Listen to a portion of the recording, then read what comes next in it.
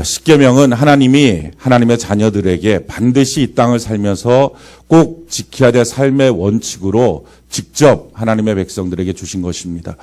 어떤 사람들은 이 십계명이 율법 아니냐, 그래서 은혜의 시대에 살고 있는 우리에게는 지키지 않아도 될 법 아니냐, 이스라엘에게 주어진 율법 아니냐, 이와 같이 생각을 하시는 경우들도 있습니다. 그런데 그것은 잘못된 생각입니다. 율법이냐 은혜냐라고 하는 것은 내용을 갖고서 하는 것이 아니라 관계를 갖고 하는 것입니다. 그래서 내용으로 구약에 속했으면 율법, 또 신약에 속했으면 은혜, 이런 개념이 아니고요. 율법이냐 은혜냐라고 하는 것은 이 말씀을 주신 하나님과의 관계가 재판장과 죄인의 관계로 보고 있느냐, 이건 율법이에요. 왜냐하면 재판장이 법을 선포하고 그 법 안에서 우리가 범법자가 되면 그걸 정죄함을 받았다 하는 거죠. 그래서 성도들 가운데 제가 정죄함을 받아요, 정죄감을 느껴요 라고 하는 말은 하나님을 재판장으로 여기고 있다는 것입니다. 그래서 그게 구약적 사고방식이라는 것입니다. 그럼 예수님이 오셔서 무엇으로 바꿔주셨느냐? 하나님과 우리와의 관계를 아버지와 아들의 관계로 바꿔주셨습니다.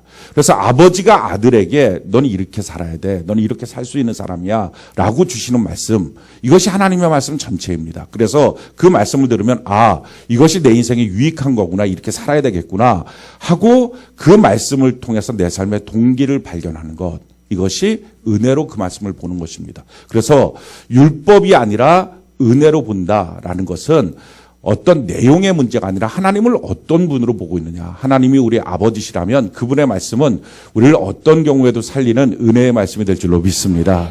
그래서 구약이냐 신약이냐 모든 말씀은 사실은 우리가 다 받고 그대로 행해야 될 하나님의 말씀인데, 안 지키면 범법자가 되는 그런 정죄감을 받는 게 아니라 그것을 하나님의 뜻을 따라서 하나님을 사랑함으로, 내 아버지니까 난 그 아버지의 형상을 이어받은 아들이니까 그렇게 살 수 있지 하고 그 삶을 살아가는 것, 이것이 우리의 신앙생활의 바른 모습입니다. 로마서 6장 14절 같이 한번 읽어볼까요? 시작.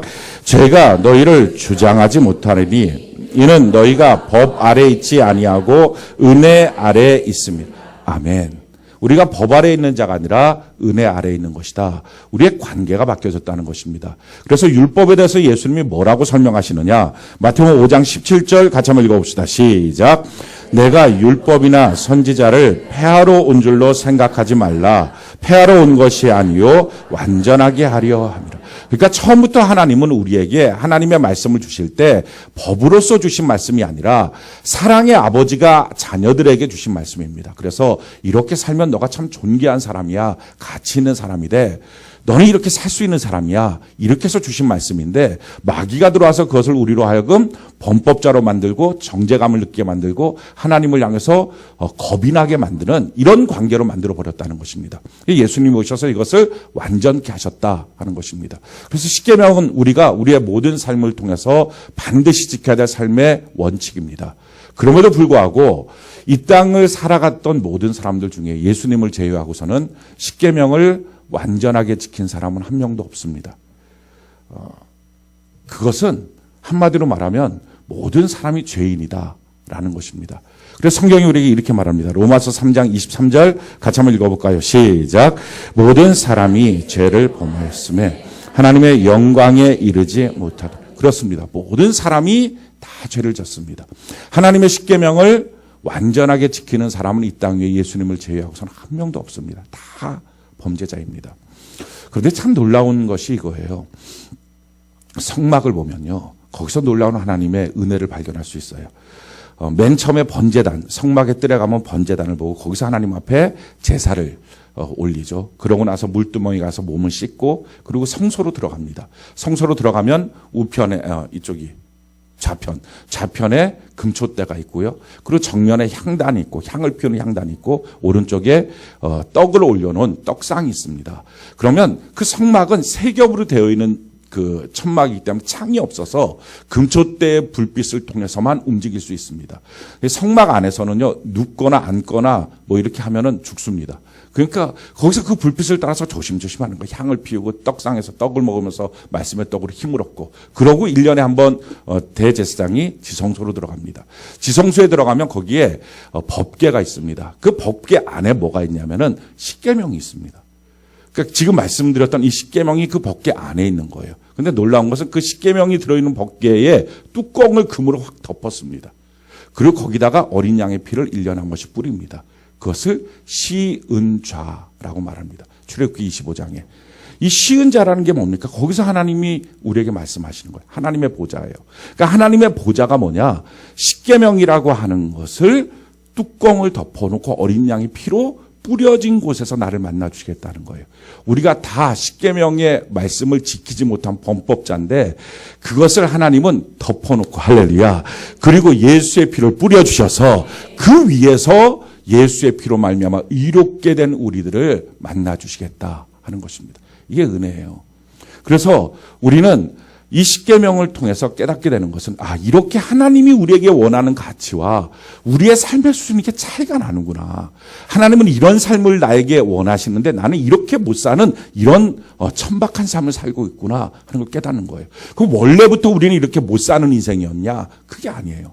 원래는 하나님이 원하는 수준만큼 우리가 살 수 있는 인간입니다. 그런데 왜 이렇게 된 거예요? 죄 때문이에요. 죄라고 하는 게 들어오면요, 천박해져요. 죄라고 하는 게 들어가면요, 가치가 떨어져요. 죄라고 하는 게 들어가면요, 무능력해져요. 왜 내가 세상을 이기지 못할까? 왜 내가 상처받고 살까?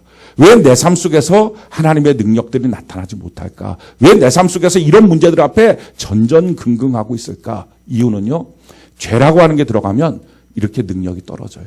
가치가 없어져요. 점점 하나님이 원하는 수준에서 못 미치는 인생을 삽니다.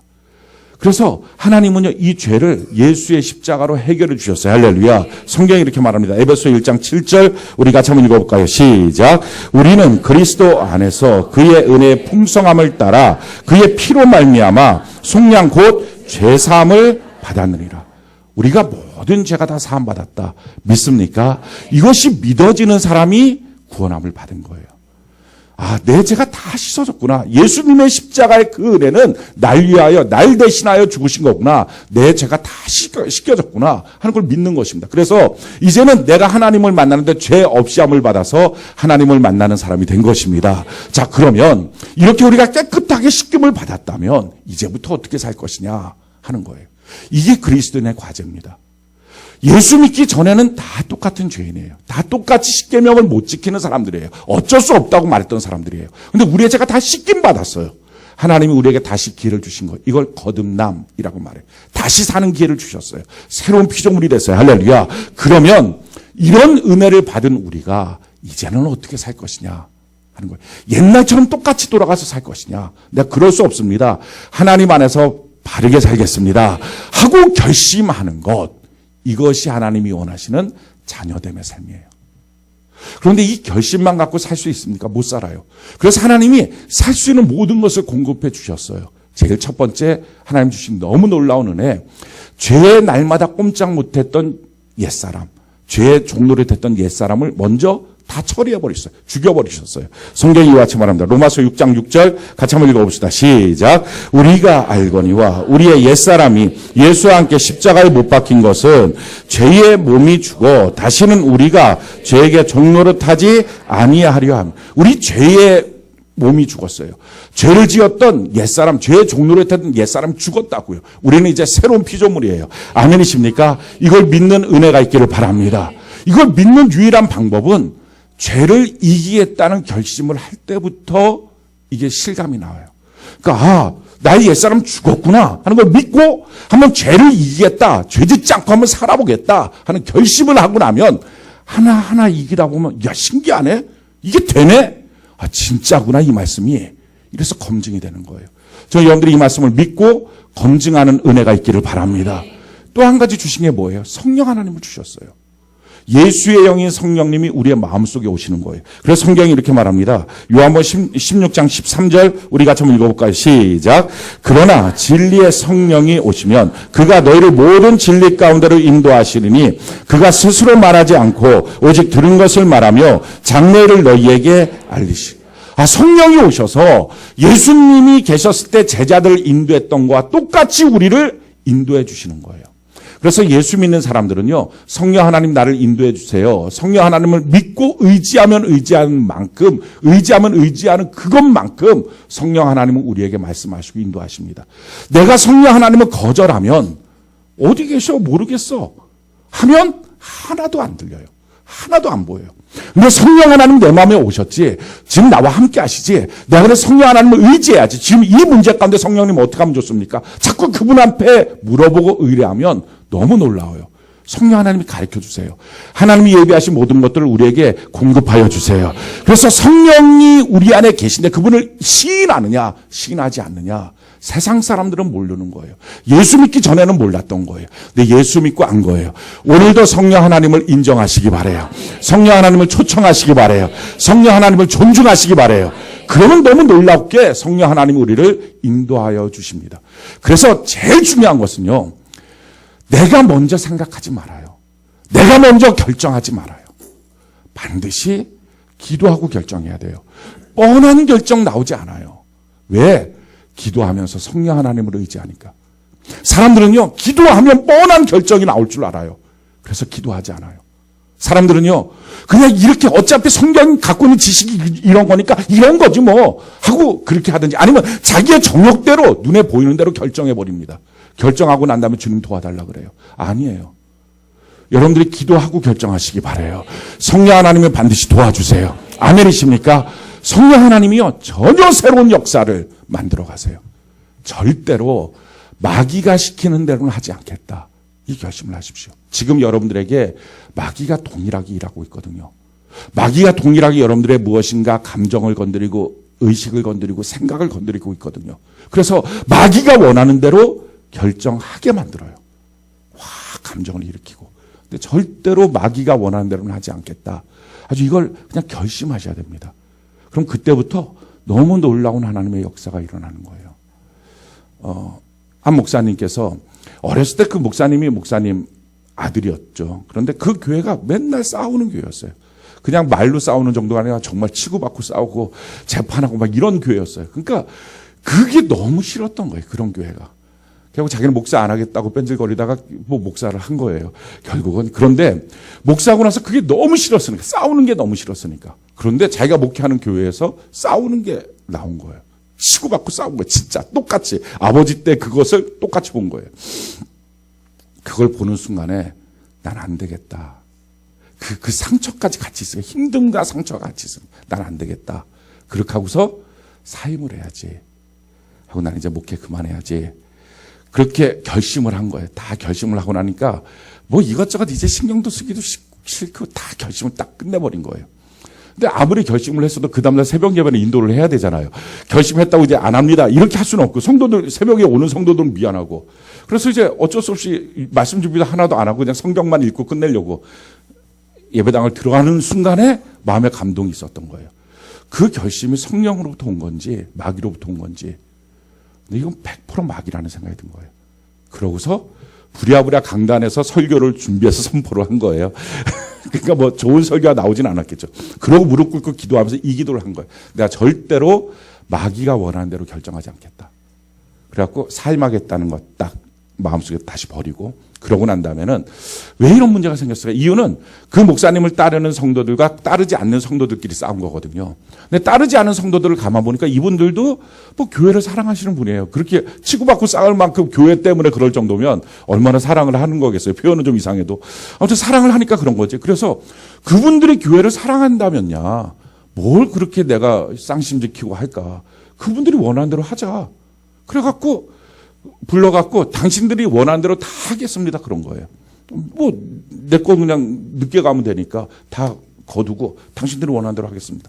그렇게 하고 나서 문제가 없을 줄 알았더니 그렇게 하니까 이쪽에서 또 아니 그렇게 하면 뭐 하는 거냐고 지금. 그래갖고 이제 그분들을 만나 간곡하게. 그러면서 얘기했던 게 아무튼 마귀가 시키는 대로 하지 않겠다. 마귀는 뻔하다. 나로 이게 힘들다고 그냥 사임시키고 그러고 성도들끼리 싸움 붙이고 그리고 교회는 깨트려버리고 그리고 성도들 다 무너뜨리고 너무 뻔한 것 아니냐. 불을 보듯 뻔한 거다. 자, 그러면 이렇게 할 거냐. 마귀가 시키는 대로 하지 말자. 그러고 3개월 동안 아무 말도 하지 맙시다 하고 지난 거예요. 근데 3개월 만에 서로 얼굴이 펴지기 시작한 거예요. 사람이 언제까지 인상 쓰고 살겠어요. 결국은 펴지지. 그러니까 펴지면서 서로 소통이 된 거예요. 그리고 더 큰 부흥의 역사가 있는 거예요. 우리도 똑같아요. 마귀의 도전이 있어요. 근데 그 마귀의 도전이 있을 때 결심해야 돼요. 내가 마귀가 시키는 대로는 안 하겠다. 아멘이십니까? 마귀가 시키는 건 분명해요. 내가 육신이 원하는 대로 하는 거예요. 내 감정이 요구하는 대로 하는 거예요. 그렇게 말하고 그렇게 행동하고 그렇게 보는 거예요. 그걸 하지 마시고요. 이제부터는 내가 성령님께 물어봐야지. 할렐루야. 성령 하나님의 인도대로 살아가는 은혜가 있기를 바랍니다. 이렇게 우리로 하여금 전혀 새로운 피조물로 살게 만들어 주신 거예요. 또 너무 놀라운 걸 주셨어요. 하나님의 말씀인 성경을 주셨어요. 성경이 이렇게 말합니다. 디모데후서 3장 15절로 17절 우리 같이 한번 읽어볼까요? 시작. 또 어려서부터 성경을 알았나니 성경은 능히 너로 하여금 그리스도 예수 안에는 믿음으로 말미암아 구원에 이르는 지혜가 있게 하느니라. 모든 성경은 하나님의 감동으로 된 것으로 교훈과 책망과 바르게 함과 의로 교육하기에 유익하니 이는 하나님의 사람으로 온전하게 하며 모든 선한 일을 행할 능력을 갖추게 하려 함. 성경을 주셔서 우리로 하여금 교훈과 책망과 바른 함과 의로 교육함을 통해서 온전한 사람을 만들어가는 하나님의 놀라운 역사가 있다는 거예요. 내 몸도 바꿔주셨고요. 성령도 오셨고요. 성경도 주셨어요. 그리고 이걸로 부족할까 봐, 이걸로 우리가 다 깨닫지 못하고 천국 가는 그 길을 잘 못 갈까 봐 마지막으로 하나님이 회심의 일격을 주신 거예요. 이거 가지면 너 절대 천국에서 흔들리지 않아. 이거 반드시 갈 수 있어. 그게 교회예요. 여러분, 교회라고 하는 것은요, 너무 놀라운 하나님의 신비예요. 이 교회를 예수님은 자기 몸이라고 말했어요. 자기 신부라고도 말하기도 했어요. 이게 몸이라는 게 뭡니까? 예수님의 몸이 교회라는 거예요. 그리고 그 몸에 붙어있는 지체가 저와 여러분들이에요. 아멘이십니까? 그러면 예수님이 천국을 들어가시는데 목은 자르고 몸은 떨어뜨려 놓고 손가락 몇 개 잘라 버리고 그러고 들어가시겠습니까? 아니에요. 그러니까 우리를 몸이라고 말씀하셨다는 것은 천국 들어가는 일에 주의 몸된 교회 안에 뿌리 내리고 있으면 지장 없다는 거예요. 그래서 이 말을 고상하게 바꾸면 뭐라고 얘기했습니까? 이렇게 말씀하셨어요. 마태복음 16장 18절 우리 같이 한번 읽어볼까요? 시작. 또 내가 내게 이르노니 너는 베드로라. 내가 이 반석 위에 내 교회를 세우리니 음부의 권세가 이기지 못. 아멘이십니까? 한번 따라합시다. 음부의 권세가 이기지 못한다. 다시 한번요. 음부의 권세가 이기지 못한다. 아멘이십니까? 이게 교회예요. 교회라고 하는 게 뭡니까? 교회라고 하는 것은요. 그래서 그 안에 뿌리를 내리면 그냥 교회는 다니는 게 아니에요. 교회는 내 집 같은 거예요. 내 집은 그냥 다니는 집이 아니라 내가 사는 곳이거든요. 마찬가지예요. 교회는 내 집 같은 거예요. 수많은 집이 있지만 내 집이 있는 것처럼 수많은 교회가 있지만 내 교회가 있는 거예요. 그 내 교회, 내 집, 거기서 내가 뿌리를 내리고 거기서 있는 거예요. 거기서 세움을 받고 교훈을 받고 믿음에 굳게 서서 감사를 넘치게 하고 소통하고 사랑하고 공동체 안에 있고 그러다가 어떤 때 우리가 쓰러질 때도 있어요. 넘어질 때도 있어요. 잘 못 따라갈 때도 있어요. 그래도 또다시 일어나고 그렇게 하는 거예요. 큐티하자면 큐티하고 셀 모임 드리자면 셀 모임 드리고 이렇게 전도하자면 전도하고 이제는 기도해야 됩니다. 그럼 기도하고 왜 뭐 맨날 지 혼자 때를 정하 지 혼자가 아니고 하나님이 정하시니까 우리 그렇게 해서 그냥 그렇게 이게 한 몸처럼 막 흘러가는 거예요. 자, 이렇게 흘러가다 보면 뭐가 된다고요? 우리는 천국 가는 일에 지장 없다는 거예요. 음부의 권세가 이기지 못한다는 것입니다. 이게 교회예요. 혼자 있으면 이게 아리까리한 거예요. 갈지 못 갈지. 왜냐하면 혼자 있으면 어떤 때는 마귀의 뜻대로 했다가 어떤 때는 성령대로 했다가 어떤 때는 성경 말씀 읽다가 어느 때는 안 하다가 그러니까 이렇게 막 중구난방으로 하니까 그러면 혼자서는 못 가는 거예요. 혼자서는 못 이기는 거예요. 그래서 주신 게 주님의 몸인 교회예요. 저는 여러분들이 교회 안에 뿌리 내리시길 바라요. 아멘이십니까? 뿌리 내려야 돼요. 그러니까 가장 중요한 건 주의 몸된 교회에 뿌리 내리고 그 안에서 내가 어떻게든 신앙생활을 하겠다라고 딱 뿌리 내리면 교회 생활은 뭐예요? 두 가지예요. 순종과 함께해요. 교회 생활은 자기 고집대로 하는 건 교회 생활이 아니에요. 아니 몸에 있는 어느 지체가 고집을 부립니까? 한번 봐요. 지금 여러분들의 몸을 한번 봐요. 고집 부리는 몸이 뭐가 지체가 하나라도 있는지. 하나도 없어요. 그런데 이게 고집 부린다. 그럼 이게 몸이 아닌 거예요. 그래서 수술해야 돼요. 그래서 그건 내버려야 되지. 그게 있으면 안 되는 거예요. 하나도 이게 고집 부리는 게 없어요. 그러니까 고집 부리지도 않고 순종하고 그리고 함께 하는 거예요. 이게 교회 생활이에요. 저희 여러분들이 순종하고 함께하는 은혜가 있기를 바랍니다. 또 하나 순종하고 함께할 때 자기가 다 하지 못할 수 있어요. 큐티하자. 그럼 큐티도 잘 안 되고 셀모임 드리자. 셀모임에 기분 나쁜 놈 하나 있고 막 이런 이게 막 다 부대끼고 힘든 거예요. 자 이렇게 됐을 때 싫다 그러면 왜 큐티라는 걸 해요? 왜 셀모임이라는 걸 만들어요? 이렇게 하지 말라는 거예요. 요한계시록에 보면 7개 교회를 말씀하시면서 마지막에 5개의 교회가 그중에 다 책망을 받아요.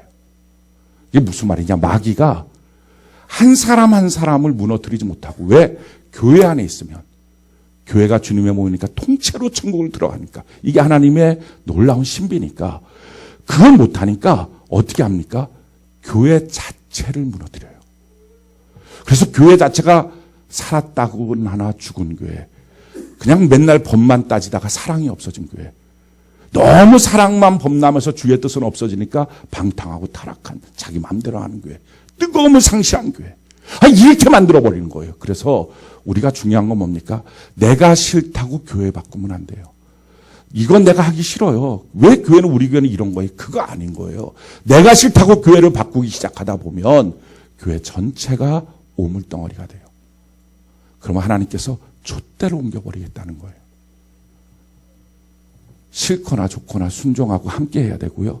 정 부대껴서 못 가면 조금 있다 따라오세요. 그래야 되는 거예요. 그게 교회가 지켜지는 거예요. 교회가 지켜져야 그 교회 안에 지체로 붙어있는 나는 안심하고 천국 들어가는 거예요.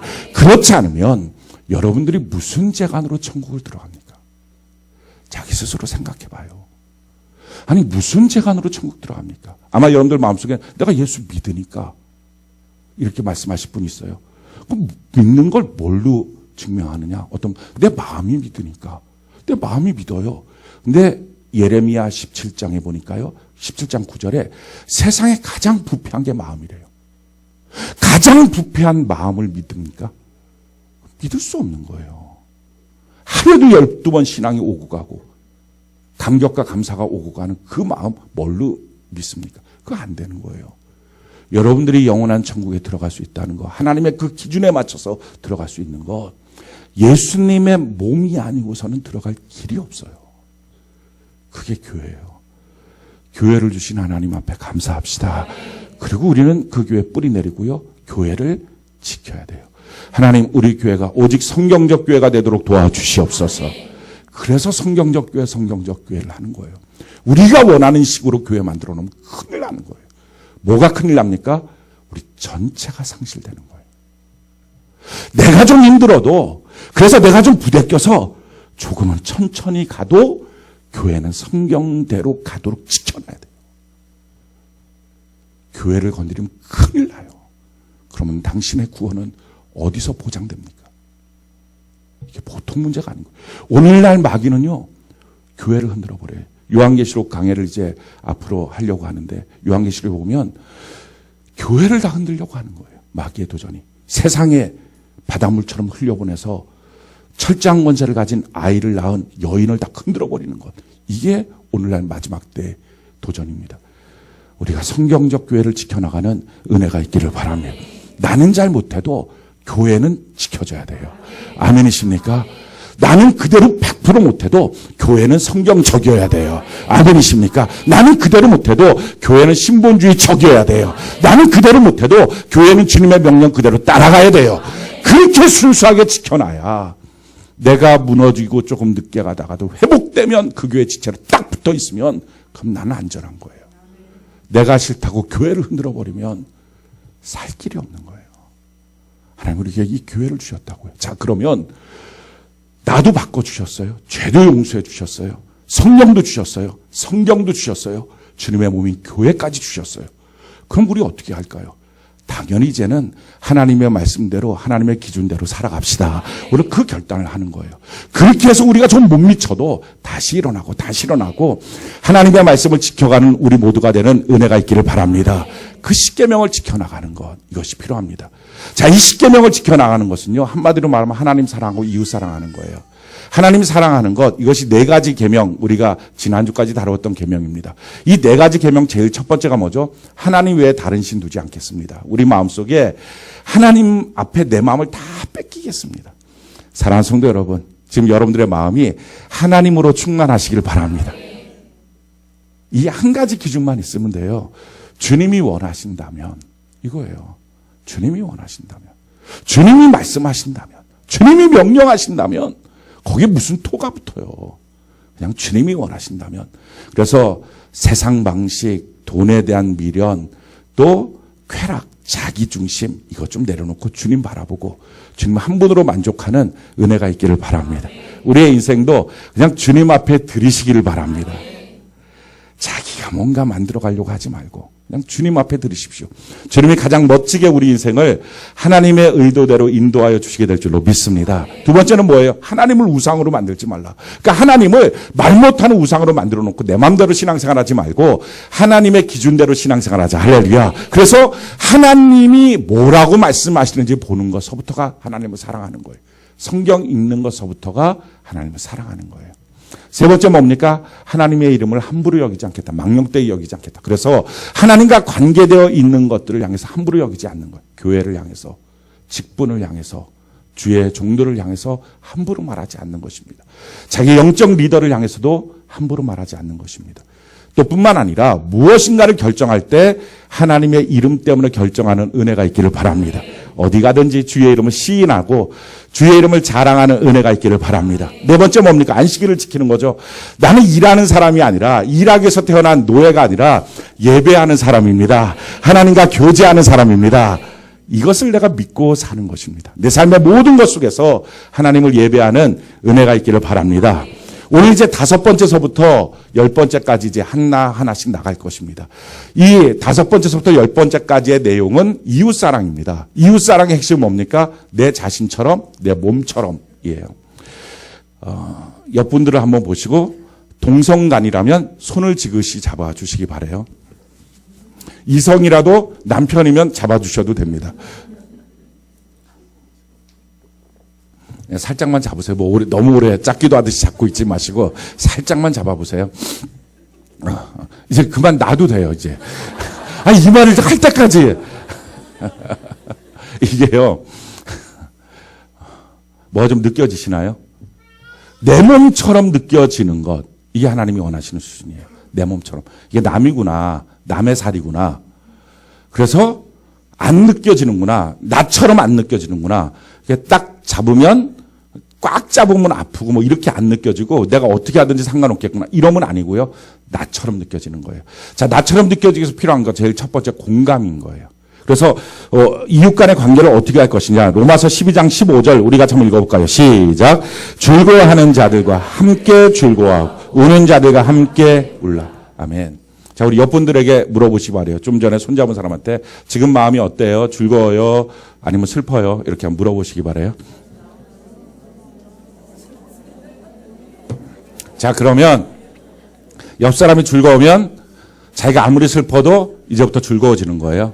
옆 사람이 슬프면 자기가 아무리 즐거워도 너무 해피해도 같이 울어주는 거예요. 아멘이십니까? 자, 지금부터 그 감정으로 이제 가기 시작하는 거예요.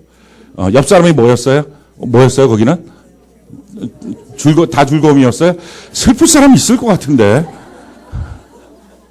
저랑 짝대는 사람이 있으면 좀 슬퍼해야 될 텐데. 자, 이렇게 그 옆 사람이랑 같이 공감이 되도록 하는 것입니다. 두 번째는요, 공감일 뿐만 아니라 뭐가 돼야 되느냐? 조심이 돼야 돼요. 여러분 그거 아시죠?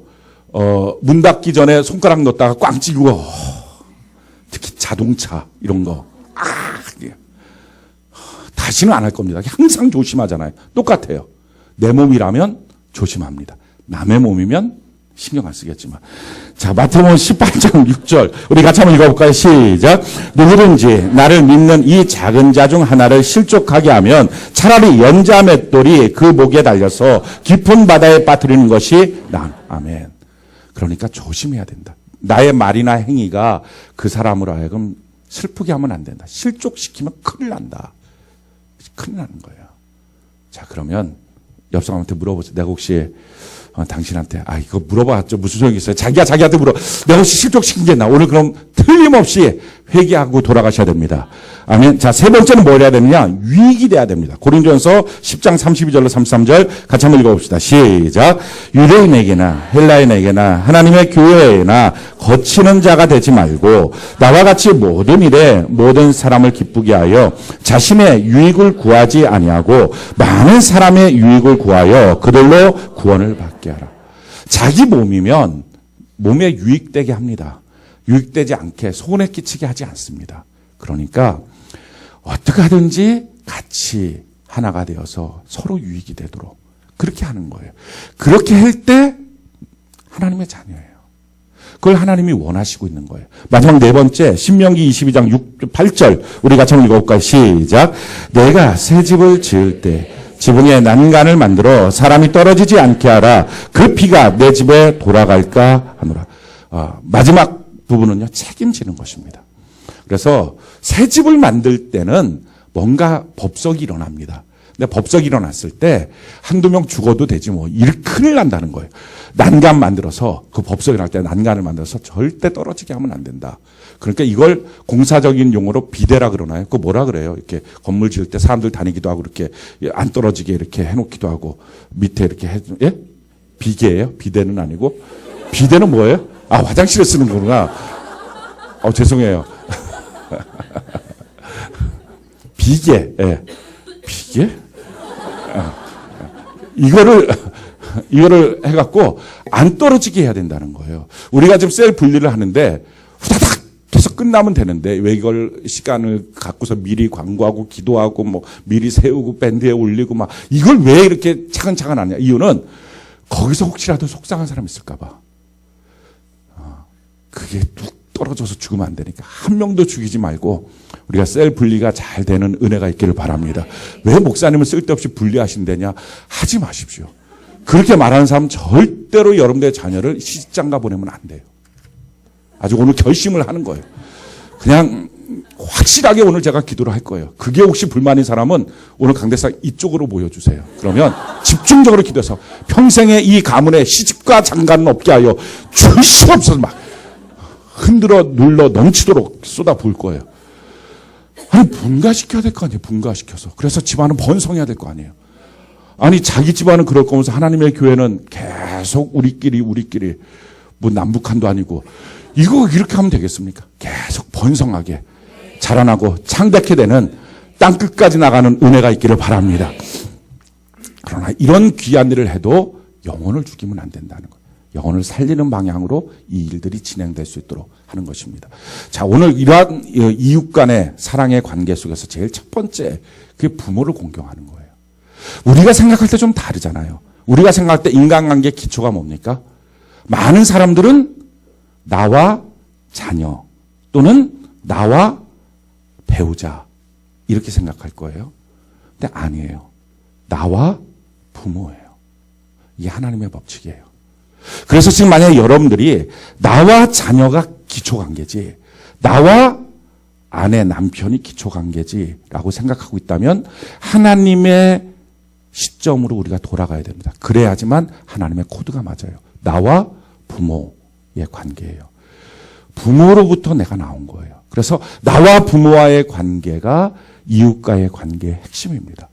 이 나와 부모와의 관계를 어떻게 맺어갈 것이냐 하는 것입니다. 오늘 성경에 뭐라고 말합니까? 우리 12절 말씀 우리 같이 한번 읽어볼까요? 시작.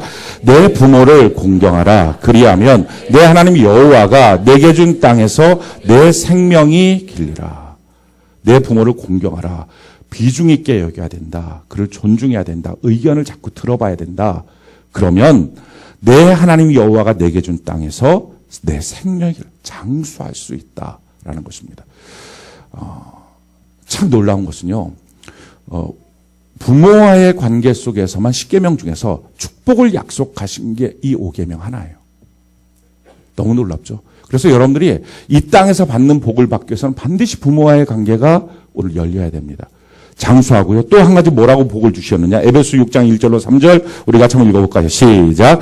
자녀들아 주 안에서 너희 부모에게 순종하라. 이것이 옳으니라. 내 아버지와 어머니를 공경하라. 이것은 약속이 있는 첫 계명이니 이로써 내가 잘되고 땅에서 장수한다. 아멘. 잘되고 장수한다. 그러니까 물질적으로나 관계 속에서 잘되고 또 육신의 생명이 장수할 수 있는 것, 건강한 것, 이게 부모와의 관계에 해당되는 것입니다. 자, 그러면 이 부모와의 관계를 우리가 어떻게 맺을 것이냐 하는 거예요. 근데 참 좀 놀라운 거는 나머지 기라성 같은 율법이 10개인데 그중에 이것만 이렇게 축복을 조건으로 달아놨다는 게 대단하지 않습니까? 왜 이랬을까? 여러 가지 이유가 있겠지만 한 가지 가장 근거 있는 이유는 그만큼 힘들다는 거예요, 이게. 복을 이렇게 달아놓을 만큼 이게 힘든 거예요. 왜 그러느냐? 돌아가신 부모님을 향해서는 다 효자, 효녀예요. 효부예요. 그런데 살아계신 부모님이 어려운 거예요. 돌아가신 목사님을 향해서는 다 감사해요. 살아있는 목사님이 이게 어려운 거예요. 남의 교회 목사님은 다 은혜 받아요. 자기 교회 목사님이 이게 힘든 거예요. 지나간 셀장은 항상 은혜로워요. 근데 생겨먹은 셀장은 항상 이게 뭔가 마음속에 갈등이 되는 거예요. 이게 다 어려운 거예요. 그 현존하는 관계와의 관계를 어떻게 맺을 것이냐. 이게 어렵거든요. 그래서 여기에 축복을 하나님이 걸어놓으신 거예요. 상처럼. 그래서 우리가 이 일을 할 때 땅에서도 잘 되고 장수하는 하나님의 복이 있습니다. 자, 그럼 왜 안 될까? 부모와 자녀 관계는 너무 놀라운 축복의 관계고 사랑의 관계고 누구든지 다 사랑을 하는데 이 관계가 왜 안 될까? 이유는 상처 때문이에요. 다 부모를 향해서 어떤 상처들을 갖고 삽니다. 그래서 물어보면 이런 상처가 있다라고 말을 해요. 근데 그 상처들이 왜 생겼느냐? 그분이 고의로 나한테 한 것이냐? 아니에요. 그럼 그분은 고약한 성격이기 때문에 한 것이냐? 그것도 아니에요. 모든 사람들은요, 약한 것이 있어요. 부족한 것도 있어요. 또 죄와 허물도 있어요. 또 물론 잘하는 것, 뛰어난 것도 있습니다. 모든 사람은 다 똑같아요. 그런데 이 모든 것들을 갖고 있는 사람인데요. 그것이 같이 사니까 살다 보니까 어쩔 수 없이 그의 약함이 내게 보이는 거예요. 부족한 것도 내게 영향을 주는 거예요. 죄와 허물도 내게 영향을 주는 거예요. 그 상처가 된 거예요. 우리가 커서도 인간관계 다 마찬가지예요. 어느 누구를 만나든지 이거 네 가지 없는 사람 없어요. 어떤 기가 막힌 남편, 어떤 기가 막힌 아내도 부족한 거 있고요. 연약한 거 있고요. 죄와 허물이 있고요. 뿐만 아니라 잘하는 것, 뛰어난 것도 있습니다. 그럼 어떻게 해야 돼요? 연약한 거는 도와주고 부족한 거는 채워주고 죄와 허물은 덮어주고 그리고 잘하는 건 칭찬해주고 말해주고 인정해주고 이렇게 하면 인간관계가 회복이 됩니다. 근데 문제는 이걸 커서는 우리가 그렇게 조율이 되고 이게 안 되면 대판 싸우고 안 봐버리면 되고 뭐 이런 정도인데 어렸을 때는요. 부모가 전부예요. 자기의 삶에. 그러니까 부모가 주는 영향에서 도망갈 수가 없어요. 그러니까 부모랑 같이 살기 때문에 그 누구든지 부모한테 이런 영향을 받고요. 상처를 받게 돼 있어요. 완전한 부모는 없어요. 미우라 아야코 빙점을 쓴 그분이 빙점 소설에 그 내용이 나오죠. 자기가 첩의 자식인 거예요. 그 너무 자기 부모가 왜 그렇게 인생 살았냐 이렇게 해갖고 죽으려고 눈 덮인 산에 올라가서 절벽에서 떨어져 죽으려고 올라갑니다. 절벽 앞에 섰는데 자기가 걸어온 길을 돌아본 거예요. 그랬더니 돌아보니까 그 길이 삐뚤삐뚤삐뚤삐뚤. 자기는 정확하게 걸어왔거든요. 근데 보니까 눈에 있는 자기 발자국이 삐뚤삐뚤삐뚤삐뚤. 그때 깨달은 거예요. 우리 부모도 바르게 걸어오려고 했는데 그 약함이, 그 부족함이, 그 죄와 허물이 이렇게 걸어왔구나. 나도 똑같구나. 이렇게 느껴진 거예요. 성경에 보면 노아라고 하는 인물이 있어요. 이 노아라고 하는 인물은요, 참 신기해요. 600년 동안에 완전한 사람이었어요. 그 사람은 대단한 대단한 사람, 600년 동안의 완전한 사람. 이게 보통 한 달, 뭐 이런 게 아니고 600년 동안의 완전한 사람이에요. 근데 600년이 끝나고 난 다음에 이제 홍수가 나서 다 쓸어버리고 그 다음에 농사를 지었어요. 포도 농사를 지었는데 600년이 끝나고 난 다음에 퍼져버렸어요. 이해도 돼요. 아니 600년을 그렇게 살았는데 반듯하게 살려고 살았는데 어떻게 그 다음에 좀 퍼져도 되지. 그 퍼져갖고 그 포도주를 먹었으면 포도알을 먹고서 자면 되지. 그걸 이상하게 발로 밟아서 술을 만들었어요. 술을 퍼먹었어요. 아니 600년 동안에 안 먹었던 술을 왜 거기서 먹냐고요. 그 사람이 먹었어요. 먹으면 곱게 자야 되잖아요. 먹었는데 왜 옷을 다 벗었냐고요. 옷을 다 벗고 누워서 잔 거예요. 그냥 헐러덩 하고서. 그런데 그걸 지나가던 그 노아의 아들이 셋이 있었는데 셈, 야벳, 함 이렇게 있었거든요. 함이 그걸 본 거예요. 근데 성경을 보니까 함이 그걸 보고서 지켜봤어요. 그리고 가서 막 말했어요. 형들한테. 아마 이렇게 말했겠죠.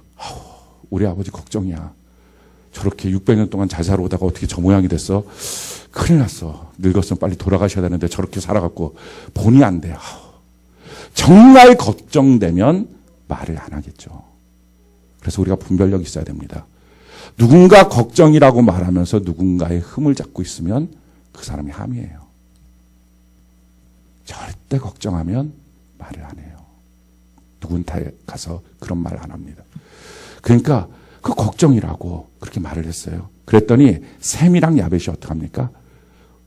이불을 들어서 어깨까지 높이 들어갔고 조심조심 들어가서 부모의 자기 아버지의 하체를 안 보고 덮어주고 뒷걸음질 쳐서 나와요.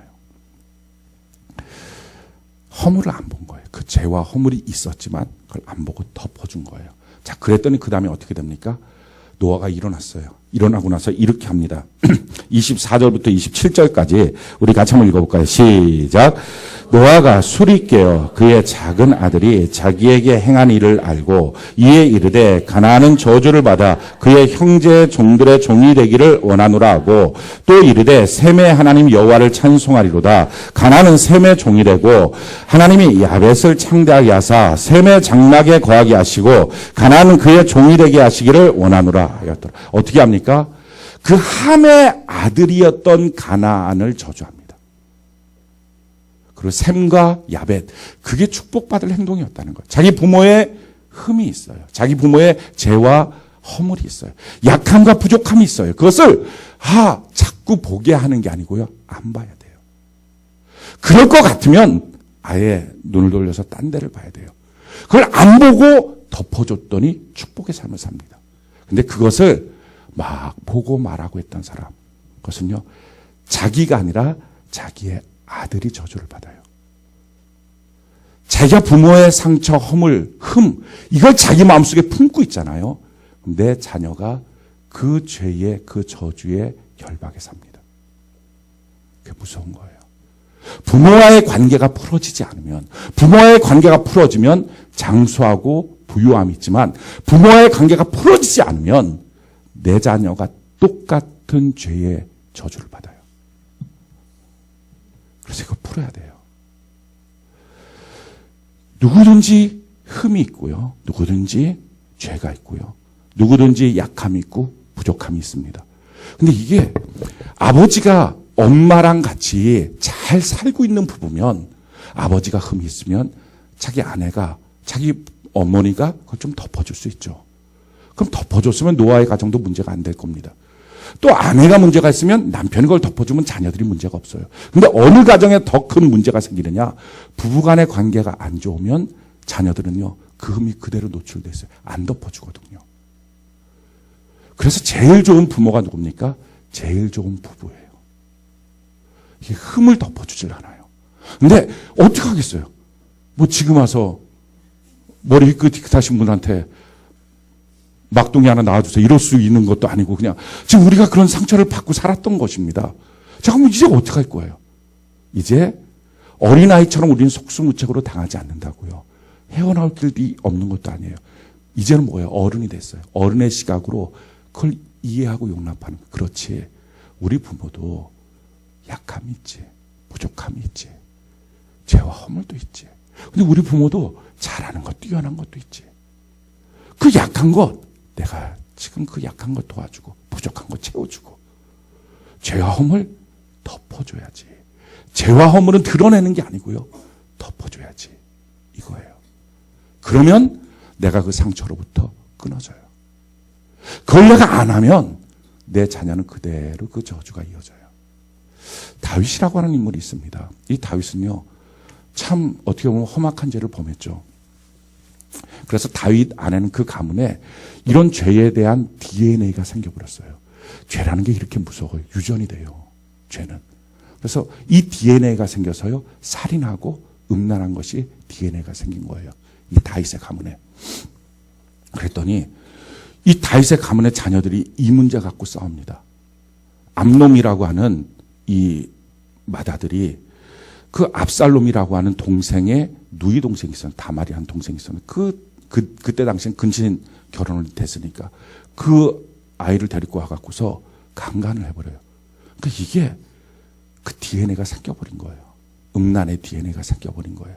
우리가 죄라는 것을 정말 끊고 멀리 해야 되는 이유는요, 가문에 그 DNA가 생겨요. 이게 무서운 거예요. 내가 지금 끊지 않으면 내 자녀는 자꾸 그게 강화가 돼요. 술 먹는 거 DNA가 생겨요. 도박 DNA가 생겨요. 자살 DNA가 생겨요. 이혼 DNA가 생겨요. 그래서 가능하면 우리 안에서의 이 죄성들을 끊어버리셔야 됩니다. 그걸 계속 하면 안 돼요. 자기가 어떤 일에 맨날 하다가 중간에 힘들면 포기하고 이것도 DNA가 되는 거예요. 그래서 그게 물려지는 거예요. 분노, 살인, 이 DNA가 생긴 거예요. 자, 그러니까 이거를 아버지 다윗이 좀 이 문제를 처리해 줘야 되는데, 압살롬의 입장에서는 자기 누이 동생인데, 근데 아버지 다윗은 꼼짝부터 가만히만 있어요. 그도 그럴 것이, 아버지 다윗은 알아요. 자기 죄라는 걸. 누구를 탓하겠어요. 자기로부터 해놓은 건데. 뿐만 아니라 아버지 이 다윗이라고 하는 사람은요, 한 번도 자기 아버지로부터 어떻게 훈계를 받고 가정을 꾸려가야 될지를 훈련받지 못한 사람이에요. 아무리 다윗이 뛰어난 사람이라도요, 성경 보니까 이 다윗은요, 아마도 성경학자들이 예측하는 사생아였던 것 같아요. 그러니까 사생아였으니까 가정의 어떤 그 교훈을 잘 못 받은 거예요. 그러니까 자기 가정을 어떻게 다스려야 될지를 모르는 사람이에요. 하나님이 주신 지혜도 있고 은혜도 있고 능력도 있어도 본 게 없으니까 감당이 안 되는 거예요. 그 자기가 쓰는 최선은 나서지 말아야지. 좀 그거였어요. 가만히 있었어요. 그랬더니 압살롬이 참지 못하고 그 암논을 죽여버려요. 맞아요. 음란과 살인이라고 하는 DNA가 다윗으로부터 생긴 거예요. 그러고 난 다음에 이 압살롬이 도망갑니다. 3년 동안 있다가 압살롬이 돌아와요. 돌아와도 이 다윗이 해줄 말이 없는 거예요. 자기가 이 문제를 어떻게 처리해야 될지 자기 부모로부터 뭔가를 훈계를 못 받았으니까. 그러니까 우리가 살면서 살아가는 문제를 해결하는 능력이라는 게 왜 성경대로 문제를 해결해야 되느냐. 이유는 그게 우리 자녀에게 그대로 물려줘요. 할렐루야. 그래서 우리 자녀들이 비슷한 인생을 살 때 그것이 다 비추어 거울이 되는 거예요. 우리가 인생 마음대로 살아버리면 내 자녀는 볼 게 없는 거예요. 어떻게 해야 될지 모르니까 그냥 가만히 있었어요. 그랬더니 이 압살롬이 아버지를 향해서 분노하기 시작해요. 그리고 무시합니다. 우리 아버지 소용없어. 그러고 나서 어떡합니까? 자기 사람으로 사람들을 만들어요. 그리고 나서는 반역을 일으켜요. 자기 아버지로부터 받은 상처, 자기 아버지가 참 연약함도 있고 부족함도 있었어요. 죄도 허물도 있었어요. 그것 때문에 아버지를 버려요. 무시해요. 나 아버지 영향력 받지 않을 거야. 팽개쳐 버렸어요. 그러고 불행한 최후를 맞이해요. 부모와의 관계가 무너지면 살 길이 없어요. 반면에 요셉이라고 하는 인물이 있어요. 이 요셉은요, 자기 아버지가 야곱이에요. 우리가 아는 것처럼. 이 야곱은 어떤 인물입니까? 야곱은 아내가 4명이에요. 그러니까 요셉한테는 어머니가 4명이에요. 이런 콩가루 집안이 어디 있어요? 자기 형들은 자기를 팔아먹기도 하고 막. 이거 말도 안 되는, 진짜 집안 중에서 이런 집안은 없어요. 자기 17살에 막 팔려가고 상상도 못하는 집안입니다. 근데 이런 집안에서 있는데요. 그러니까 자기 아버지가 해서 얼마나 미울까요? 무슨 아버지가 저 모양이야 도대체. 할 텐데 자기가 총리가 됐어요. 모자란 게 없어요. 다 풍성해요. 그럼에도 불구하고 아버지를 만나기까지는요, 마음속에 있는 슬픔이 제거가 안 돼요. 그래서 아버지를 찾아요. 마침내 형제들이 왔을 때 제일 처음에 묻는 질문이 이거예요. 너희 아버지가 계시니? 아버지를 모시고 내려와요. 끌어안고 목자인 아버지, 흉년의 때 거지처럼 쫓아온 자기 아버지, 자기는 총리가 됐는데 그 아버지를 바로에게 소개시켜주는데 부끄러워하지 않아요. 그러니까 요셉이 축복의 가문이 되는 거예요. 축복의 가문이 이어지는 것. 아니, 예수님 한 분을 봐도 알아요. 예수님이 어떻게 사셨는가? 성경이 이렇게 말합니다. 누가복음 2장 51절 우리 같이 한번 읽어볼까요? 같이 한 목소리 시작. 예수께서 함께 내려와서 나사렛에 이르러 순종하여 받드시더라. 그 어머니는 이 모든 말을 마음에 둔. 아니, 예수님 입장에서 인간 어머니 아버지 요셉과 마리아를 봤을 때 얼마나 부족하겠어요. 말도 안 되게 부족하지 않겠습니까? 그런데 어떻게 해요? 순종으로 받들어요. 그게 예수님이에요. 우리가 예수님을 따라가는 사람입니다. 성경이 우리에게 이렇게 말합니다. 골로새서 3장 20절 우리 같이 한번 읽어볼까요? 시작. 자녀되니 여러분 모든 일에 부모에게 복종하십시오. 이것이 주님을 기쁘시게 해드리는 일입니다. 부모에게 복종하는 것. 조건이 없습니다. 믿는 부모, 안 믿는 부모 상관없어요. 너를 낳은 부모. 그럼 되는 거예요. 똑똑한 부모 아닌 거. 자기한테 상처를 줬던 부모 아닌 거. 다 상관없어요. 그분이 일부러 상처 주지 않았다는 것은요. 여러분들이 만약에 부모님을 만나서 어느 때 기회가 있어서 아버지 저한테 이런 상처를 주셨어요. 어머니는 저한테 이런 상처를 주셨어요. 한번 물어보십시오. 그럼 대부분의 경우들은요. 깜짝 놀라십니다. 정말 미안해. 어떤 부모는요. 이 세련되지 못하는 것만 화를 낼 수도 있어요. 그거는 정말 어떻게 저럴 수 있지 상처 주고서 잊어버렸나? 그게 아니고 한 번도 의도성을 갖고 했던 일이 아니라는 거예요. 그냥 그거는 그분의 연약함이에요. 부족함이고 그분의 죄와 허물이에요. 오늘 어떻게 하시겠습니까? 오늘 어떤 길로 가시겠습니까? 요셉의 길, 압살롬의 길, 어느 길로 가시겠습니까?